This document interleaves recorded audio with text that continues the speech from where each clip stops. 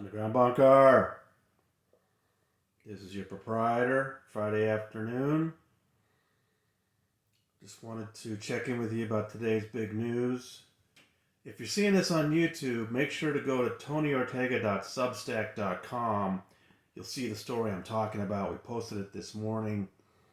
Danny Masterson's defense, Philip Cohen and Karen Goldstein, have filed a motion just a few days before the next hearing, which is on January 10th, which is Tuesday. And you'll remember that the trial ended in a hung jury and a mistrial on November 30th.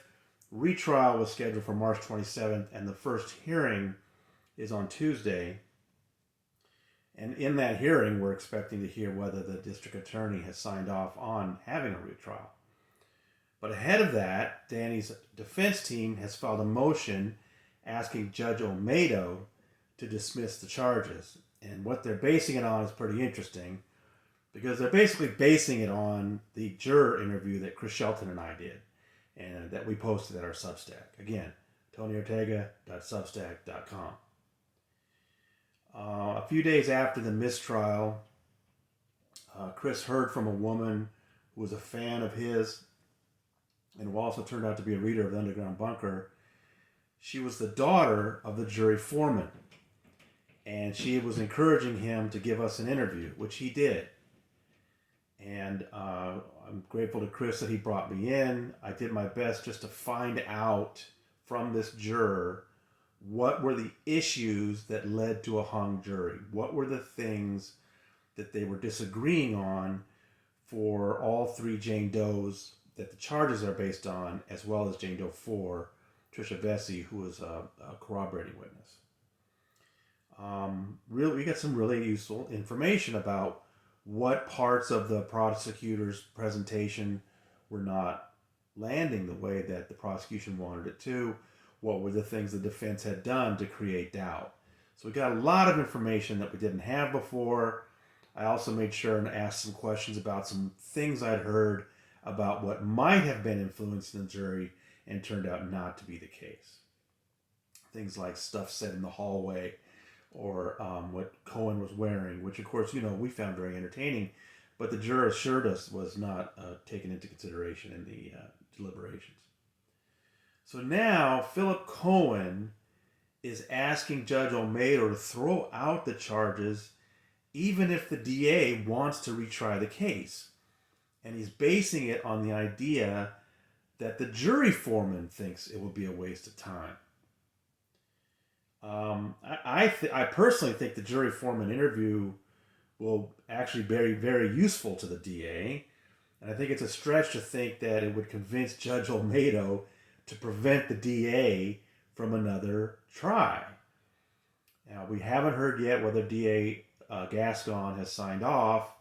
I do believe that Deputy DAs Reinhold Mueller and Ariel Anson do want to retry the case, but of course they need to get permission from the actual district attorney, Gascon.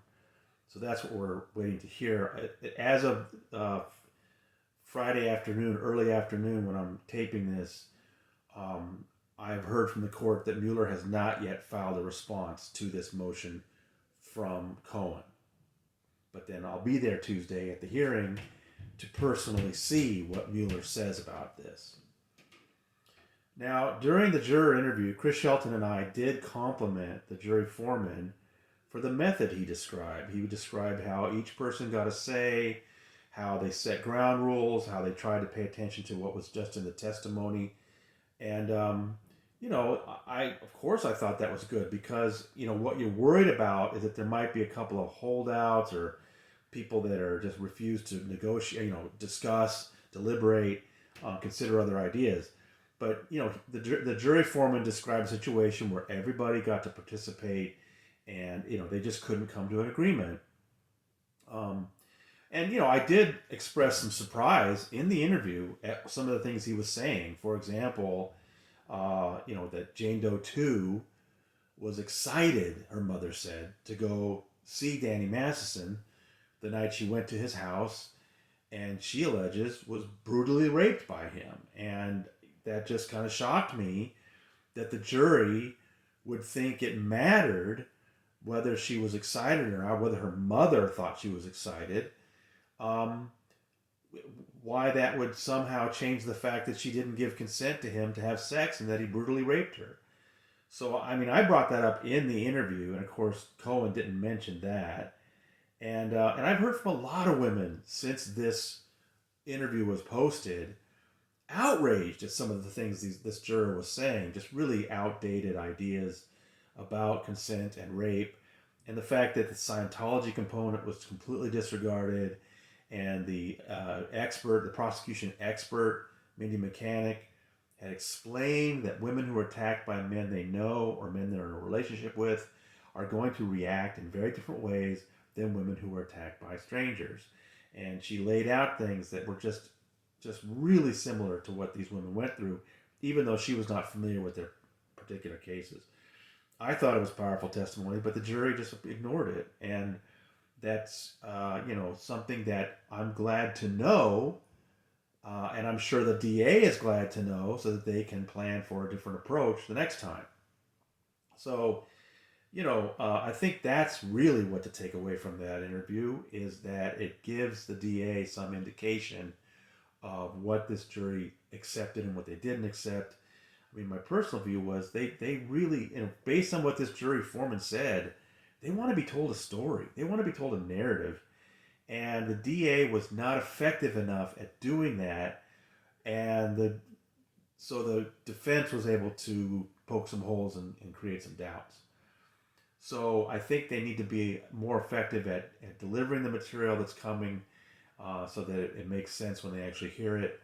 But I think it's a stretch. I've heard from a couple of attorneys already this morning who said that they really think this is quite a stretch from Cohen, that he's going to expect Judge Olmedo not to allow the DA another go at it if the DA wants to. And that's what we're really waiting for. I'll be in Los Angeles on Tuesday for the court hearing. It'll be very interesting to see how Mueller answers this and if he refers to the juror interview at all. But interesting stuff. Please go to TonyOrtega.substack.com. You can get the details for what Philip Cohen said specifically about me and about Chris Shelton in this court filing. And again, thanks again to Chris Shelton for including me on that. We knew it was going to be a remarkable situation that this juror was willing to talk to us. And of course, no other juror has talked to any other news organization, and this juror hasn't. So, we knew we were in a pretty unique space and did the best we could. So, so much going on this week. Hope you're enjoying it. And we'll see you at the Substack from somewhere in New York. This is your proprietor signing out.